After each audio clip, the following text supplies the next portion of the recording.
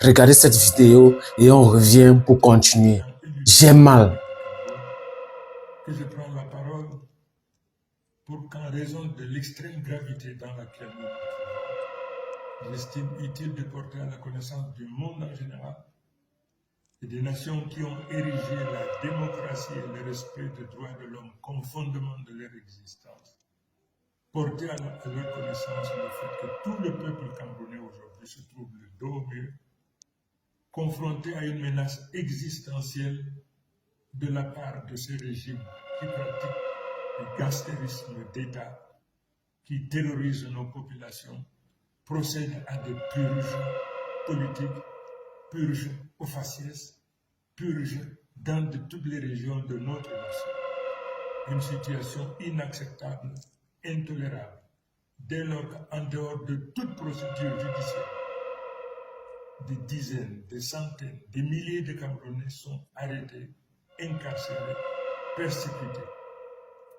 Je voudrais donc également attirer l'attention de tous les Camerounais, mais en particulier de tous ceux qui ont foi en Dieu, du sacrilège, de la profanation auquel s'est livré le président Biya lors de la soi-disant prestation de serment. Le monde entier sait que Biya n'a jamais été élu. La nation camerounaise dans son ensemble sait que Biya n'a jamais été élu. Mais qu'il se permette de poser la main sur la Bible au nom de Dieu. Il apparaît donc aujourd'hui à tout le monde que pour M. Biya, Dieu n'est qu'un instrument qui lui permet donc de réaliser ses basses besoins. Je voudrais donc dire à ce régime qui pratique du gangstérisme d'État, qui se livre à du terrorisme d'État, qui arrête à tour de bras, qui procède à des purges ethniques, des purges au faciès sur l'ensemble du territoire. Je voudrais donc demander à ce régime, du haut de ma responsabilité, parce que élu aujourd'hui de la République, de cesser cette pratique. Les Camerounais n'en veulent plus, les Camerounais n'en peuvent plus.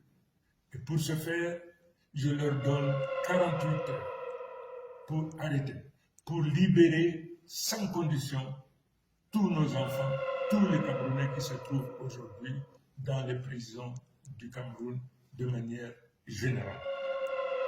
Je leur donne 48 heures.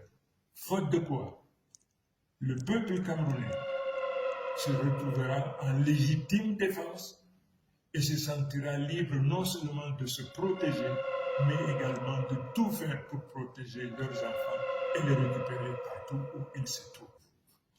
Voilà l'information cardinale que je me devais de porter à la connaissance de tout un chacun, mais en particulier, une fois de plus, le divorce désormais qu'il y a entre le président Biya et les religieux, quelle que soit leur obédience. Je vous remercie. Bonjour les enfants, c'est papa. Mon mur est un asile psychiatrique à ciel ouvert et ma salle d'attente est toujours bondée. Excusez-moi les enfants, c'est important. Bienvenue à la clinique les enfants. 48 heures. C'est 48 heures, c'est-à-dire lundi, mardi. C'est 48 heures pour que le peuple se retrouve face à sa propre responsabilité. Le porteur du changement, le porteur de la voix du changement, celui qui donne le rythme, celui que sa voix doit être le carburant qui met en mouvement chacun d'entre nous. Parce que chaque mot qui sort de la bouche de Issa Chiroma Bakari doit être un mot qui est poursuivi des actes des mots qui ont été posés, qui ont été prononcés. Chaque mot qui a été prononcé doit être transformé en acte.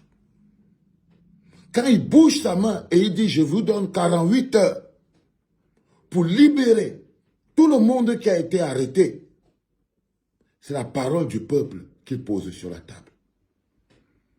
C'est la dignité du peuple qu'il pose sur la table. C'est la responsabilité du peuple qu'il pose sur la table. C'est la soif de liberté du peuple qu'il pose sur la table. Il mise notre détermination et notre soif de changement. Il mise notre détermination et notre soif de changement. Il dit que notre détermination et notre soif de changement est plus forte que tout. Et c'est ça qui va nous libérer. Ces 48 heures, ce message, il n'est pas seulement pour le régime de Paul Biya. Non.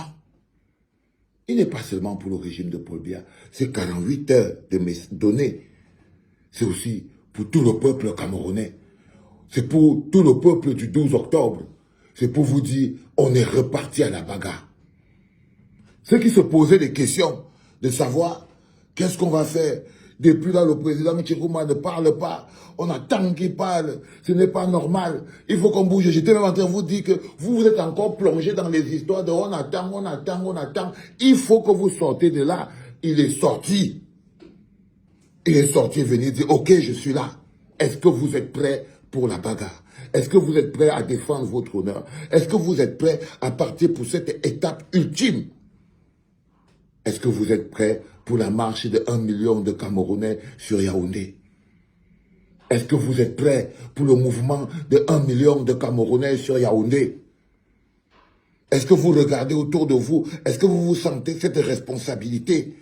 Il faut commencer à se poser la question, il faut commencer à s'armer, il faut commencer à se charger pour pouvoir endosser cette responsabilité. Ce mouvement de 1 million de Camerounais sur Yaoundé est le mouvement de libération. Il est important que ce soit clair dans vos esprits, les enfants. Et que dans cette clarté, vous y voyez de la fierté. Que dans cette clarté, vous y voyez de la fierté. La fierté d'avoir la responsabilité de mener la lutte de notre avenir. La fierté de faire partie de la génération qui aura mené ce combat. N'ayez pas peur de ce combat. Embrassez-le. Ressentez-le. Domptez-le, ce combat. Il est le nôtre. Il fait partie de nos vies. C'est lui qui va définir la vie des 40 prochaines années de nos enfants. La lutte que nous menons aujourd'hui, c'est elle qui va tracer le bonheur de nos enfants demain. L'éducation de nos enfants demain, la santé de nos enfants demain. Ces messieurs n'ont aucun programme pour le Cameroun. La profanation dont parle Issa Tchelouma Bakary est comme une souillure sur le Cameroun. C'est-à-dire qu'un monsieur sait qu'il n'a pas été élu. Il sait qu'il a triché. Il jure de protéger une constitution qu'il viole tous les jours.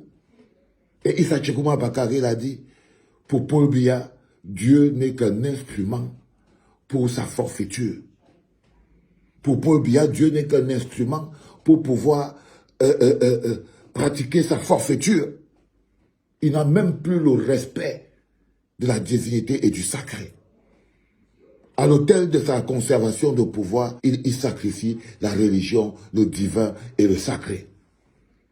Il piétine. C'est contre ça qu'on lutte. Pas seulement comme contre des choses matérielles, mais aussi pour l'attaque spirituelle et sur ce qu'il déverse comme karma et comme malchance sur le Cameroun. Parce que c'est une profanation. C'est une profanation. Il est important que vous le compreniez, que vous soyez à la hauteur de notre lutte. Évidemment, demain, on va revoir notre programme pour les villes mortes. On va se remettre en mécanisme pour pouvoir s'adapter au programme du président élu. Et on va avoir cette discussion demain, c'est très important. N'êtes-vous pas prêt à sacrifier 3 jours de votre vie alors que vous avez déjà perdu 43 ans? Quelle est la valeur de 3 jours devant 43 ans de souffrance? Posez-vous la question. C'était papa. Qu'est-ce que tu penses de ces analyses? Est-ce que tu penses qu'il a raison? Ou alors, tu as vu aussi la vidéo, donne ton point de vue dans l'espace commentaire. Dis-nous ce que tu penses. Like, commente la vidéo, partage, surtout, donne ton point de vue. C'est très important.